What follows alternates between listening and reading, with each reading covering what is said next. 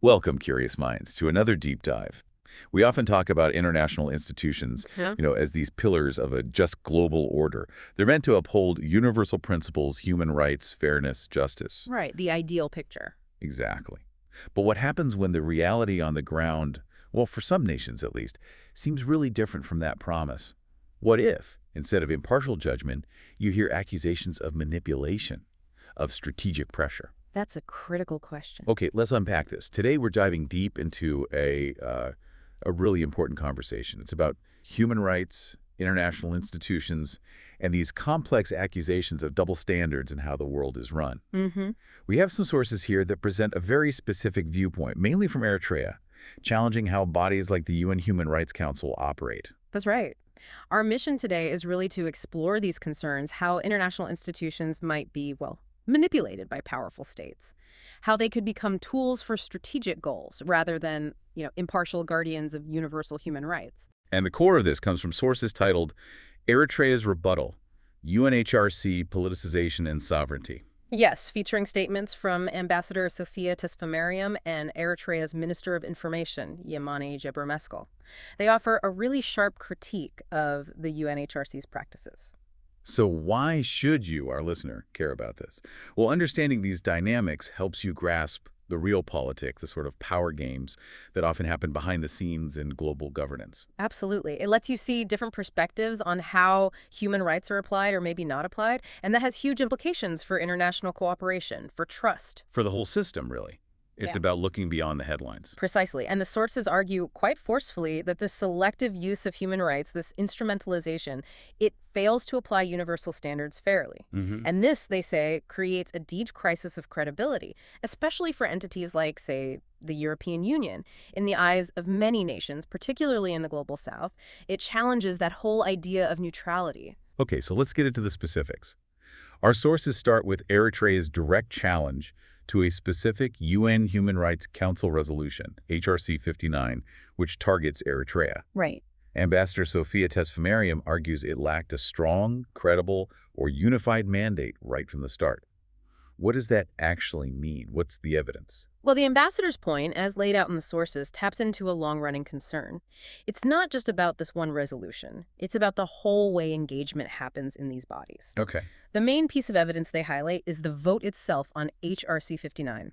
The sources state very clearly that almost as many countries abstained as voted for it. Wow. Okay, so nearly half the room didn't actively support it. Exactly. Think about that. It's hardly a unified voice. No, far from it. And the sources see this as a sign of, quote, growing discomfort with the politicization of country-specific mandates. What does politicization mean here for a body meant to be impartial? It means, according to Eritrea's perspective, that the decision-making isn't driven by objective human rights facts anymore. It's influenced by political agendas. Right. If nearly half the members aren't backing a resolution, it definitely suggests a lack of broad agreement. And the sources interpret this as undermining the resolution's basic legitimacy. So for Eritrea, this vote is kind of a vindication. That's how they frame it, yes. The ambassador says it reveals a politically motivated agenda rather than an objective assessment. It's not just disagreeing with the resolution's content, it's seeing the whole process as biased. Which implies, I guess, some pretty deep divisions within the council itself. It certainly suggests that. Now, here's where it gets really interesting. The sources connect this specific resolution to a much bigger complaint, what they call a 13-year-long harassment of Eritrea by the UN Human Rights Council. They see this sustained focus as a vivid example of how the UN Human Rights Council is being used to advance ulterior political agendas. That's a really strong claim. It is, and it forces you to ask, what does it mean when a country says it's been under the microscope like this for over a decade by a global human rights body? Yeah. Think about the mechanisms involved. For 13 years, annual resolutions, special rapporteur reports, constant criticism within the UNHRC. Now, the Council might argue sustained attention means sustained problems. Sure, that would be the counter-argument. But Eritrea's perspective, presented in our sources, is that such a long, specific focus, especially if it continues despite changes or diplomatic efforts, goes beyond genuine human rights concern. Okay. It implies, quite strongly, that there are underlying political motives dressed up as human rights oversight. This prolonged focus, they argue, isn't assessment, it's strategic pressure, it's leverage. And the sources don't just talk generalities. They point to specific actions. They mention behind-the-scenes pressure and coercive diplomacy used against African nations just before the vote on HRC 59. Yes, and this really hits at the integrity of decision-making in these bodies. How freely can nations vote? Right. So what does coercive diplomacy look like in practice? Well, the ambassador's statement cites credible reports of this pressure, and it specifically names the European Union delegation at UN Geneva and others as sources. Okay. So imagine perhaps a large donor country hinting that future aid or maybe trade deals or even diplomatic backing might depend on how a smaller nation votes on a UN resolution. It's not an overt bribe, but Exactly. It creates pressure. Nations might vote based on potential consequences or rewards, not just the merits of the resolution itself. It subtly undermines that ideal of sovereign equality where every nation's vote is supposed to be independent. that's a very serious charge, implying a major power imbalance. The sources call this deeply troubling because it hits at the core principles. Sovereign equality, voluntary decision-making, and genuine multilateralism. The accusation is that this is a continued instrumentalization of human rights to serve narrow political interests, not universal principles. And this connects right back to that tension between national sovereignty and international oversight. When a country perceives this kind of coercive diplomacy around human rights votes. It challenges the whole idea of a level playing field. Precisely. Sovereign equality means all states, big or small, powerful or not, should have an equal voice.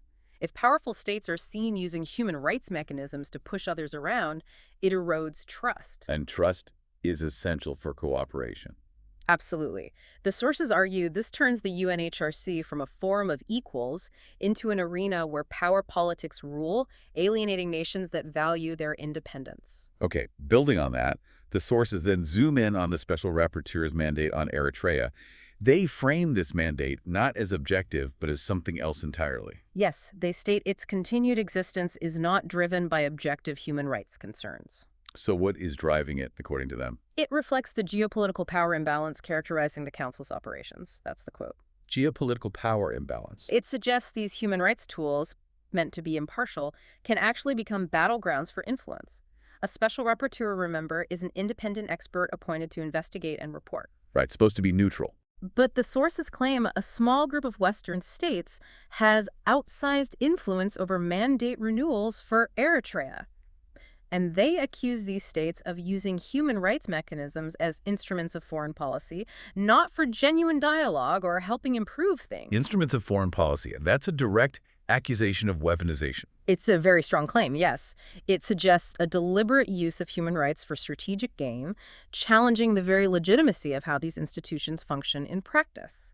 And the sources get quite detailed about the alleged methods. They talk about shielding politically aligned regime change activists, calling them human rights defenders, suggesting that's a mislabel, and cherry-picking narratives from what they call echo chambers of funded NGOs and groups. Right, and crucially ignoring, they say, systemic improvements and sovereign realities in Eritrea. Why? What's the alleged goal? According to the sources, it's all done to sustain a crisis narrative that justifies external interference. Wow. So it paints a picture of information being carefully managed or manipulated within the system. Exactly. If the narrative is shaped like that certain voices amplified, others ignored, improvements dismissed, it does cast doubt on the process's objectivity. The accusation is that this isn't about universal human rights, it's about maintaining political leverage over Eritrea. That idea of an echo chamber of funded NGOs is interesting. It suggests groups with similar backers might just reinforce each other's views, unintentionally or not. Potentially creating a kind of dominant narrative that marginalizes other perspectives or facts on the ground. The source frames the human rights system here as basically an arm of foreign policy, used to maintain a crisis narrative that allows for continued pressure. So if that's the view, what does it do to the credibility of the UN Human Rights Council itself? The sources say it gravely undermines it. Well, it poses that fundamental question. If these institutions are seen punishing independence and rewarding conformity to dominant views, what happens to their legitimacy, especially for nations in the global south? Right. The sources argue it turns the council into a place where sovereign decision-making is penalized and political conformity is rewarded. Penalized how? Reverted how? Well, penalized could mean continued isolation, more resolutions, maybe even indirect economic effects. Rewarded could mean getting off the hook, diplomatic favor, an end to scrutiny. I see. And the persistence of this mandate on Eritrea, the sources claim, is less about principled human rights concerns and more about advancing the strategic interests of a handful of powerful states. And they add that many of these states are historically implicated in maintaining global asymmetries. Yes, referring to that long history of unequal power dynamics, often linked back to colonialism, where certain nations held dominant positions economically, politically, militarily. The sources really bring this back to Eritrea's specific situation. They say for over 13 years, Eritrea feels unfairly targeted for choosing an independent and self-reliant development path. A path that deliberately diverges from externally imposed models of governance and development. And instead of respect for that choice, they say they've faced sustained criticism and harassment. Right. The sources argue the mandate hasn't fostered dialogue, but has been exploited repeatedly to isolate, stigmatize, and delegitimize a sovereign African state committed to self-determination and genuine development. It paints a picture of human rights being used as a weapon, not a tool for improvement. Precisely. An independent and self-reliant path might mean prioritizing national resources, local solutions, maybe rejecting conditional foreign aid or certain economic models pushed by international bodies. And the argument is that choice wasn't respected. The argument is that choice invited pressure, turning the human rights mandate into a tool for enforcing conformity, not addressing actual rights issues constructively. Which leads straight to that core accusation. Yeah. A double standard exposed. The sources are very clear here. Yes, they state this perceived misuse of human rights mechanisms exposes a double standard. Some nations, they argue, are shielded from scrutiny regardless of their records, while others face politicized mandates shaped by geopolitical calculations. That perception of selectivity must be incredibly damaging to trust. Absolutely critical, especially for nations in the global south who might feel the rules just aren't applied equally. The sources insist that for the Council to maintain trust, especially from the global south, it needs impartiality. It needs to reject selective targeting and adopt a truly cooperative approach. Not one seen as a tool of control. Exactly. This selective morality, they argue, completely fails to apply universal standards impartially. A double standard might look like powerful countries with their own rights issues escaping serious scrutiny, while smaller, less aligned nations get the full focus. It breeds unfairness. And undermines the whole idea of universal human rights. That's the core of the argument. Now, according to these sources, this isn't just an Eritrea issue. It's bigger. It's central to a growing global call for genuine UN reform. They emphasize the threat is universal. Today, the Human Rights Council targets Eritrea. Tomorrow, it could be another sovereign state choosing an independent path. And that framing leads to a call for solidarity, particularly among states from the global south, to protect multilateralism itself. Because the selective approach doesn't strengthen human rights. No, the argument is it weakens the legitimacy of the system and alienates member states, particularly from the global south. Many of these nations have historical experiences with colonialism and external interference. Making them very sensitive to perceived tools of control. Exactly. They see these mechanisms as control, not cooperation. It challenges the very purpose of these institutions. If a tool for universal protection becomes a tool for selective punishment based on politics or economic choices, its legitimacy collapses. So what's the proposed way forward in these sources? Yeah. They talk about an urgent need for comprehensive reform of the UN Human Rights Council? Yes, reforms that would uphold sovereign equality, reject politicization, and ensure human rights mechanisms serve all member states fairly and constructively. It sounds like a fundamental shift is needed. It does. The sources stress the need for true solidarity among states, especially those in the global south, to stop the Council becoming a tool of selective punishment rather than universal protection. The logic being, if it can happen to one independent nation, it can happen to any. That seems to be the underlying fear or warning. The reforms needed aren't just minor tweaks, they're about reorienting towards real universality and impartiality. Transparent processes, no coercive diplomacy, genuine openness to different realities, and self-determination. And they pose a stark choice for member states. They do. Do we want a UNHRC that serves all nations equitably, or one that punishes political independence and self-determination, rights that are actually in the UN Charter itself? And the answer, the sources say, will define the future of international cooperation. It's not just about Eritrea. It's about the whole foundation of global interaction. Exactly. Can global institutions be trusted to serve everyone's interests?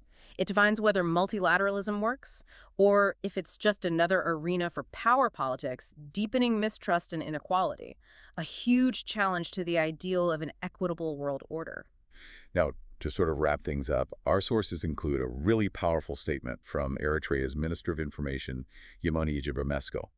He broadens the critique beyond just the UNHRC. Yes, he describes the council as a relic of a fading global architecture. A fading global architecture. That implies a much larger shift happening globally. It's a profound challenge to the moral authority traditionally held by certain Western powers. The minister explicitly says this architecture featured certain dominant powers, essentially the EU in our case, who arrogated to themselves the moral high ground. Arrogated, claimed without justification. Right. Implying this moral high ground was assumed, not universally granted. And these powers, he argues, routinely weaponized this peculiar entity as a cudgel. A cudgel, like a heavy club. Yes, suggesting a crude instrument to punish those who would not kowtow to their dictates. Kowtow, meaning to bow down, be subservient. That's a very strong language directed at the EU's perceived role. Extremely direct. It portrays the EU not as a partner, but as using the UNHRC to enforce conformity. It reflects a perspective of shifting global power and a rejection of old hierarchies. And the critique gets even sharper, as you noted earlier. The minister says human rights was always a facade, as it never applied to them or to their surrogates in the global south. Concluding that this duplicity is glaringly obvious to all and sundry in these turbulent times. This frames the whole human rights discourse not as universal, but as a strategic tool in power struggles. It suggests a deep credibility problem for those seen as hypocritical. When he says it never applied to them or their surrogates, what does that mean? It points to that perceived double standard again, where powerful nations or their allies seem exempt from the scrutiny applied to others. So from this viewpoint, the EU, characterized here with a neo-colonial spirit, Implying continued historical patterns of influence, is seen as having lost credibility, lost the moral authority to lecture others on human rights, especially in the global south. The hypocrisy, the source claims, is undeniable now. It's a fundamental challenge to trust in these institutions and the powers seen as dominating them. Yes, suggesting a breakdown in the whole moral basis for international cooperation as perceived from this perspective. Wow. This deep dive has certainly laid out some uncomfortable perspectives, hasn't it? We've really explored how one nation sees these global human rights mechanisms, less about universal values, more about strategic pressure and control. Indeed. The sources make a compelling case, from their viewpoint, that this selective morality, this instrumentalization of human rights, fails universality and impartiality. Right. And that leads, they argue, to a profound crisis of credibility, particularly for entities like the EU, viewed through that lens of a neocolonial spirit by nations in the global south. So the key takeaways are these concerns about politicization, the impact of coercive diplomacy, those stark perceived double standards. And that urgent call for genuine, deep reform to make sure these multilateral institutions actually serve all nations fairly. So as you, our listener, think about all this, maybe consider this. If international institutions are increasingly seen not as neutral players, but as tools of control, not cooperation. If their credibility is damaged by selective application and power politics, what does that actually mean for the future of global solidarity? For our ability to tackle universal human rights issues without everything getting bogged down in accusations of bias or hidden agendas? That is a crucial question, because how nations and institutions react to these critiques will really shape international relations for years to come, especially as this global architecture keeps shifting. It's a vital question for our interconnected world. We certainly hope this deep dive has given you plenty to think about.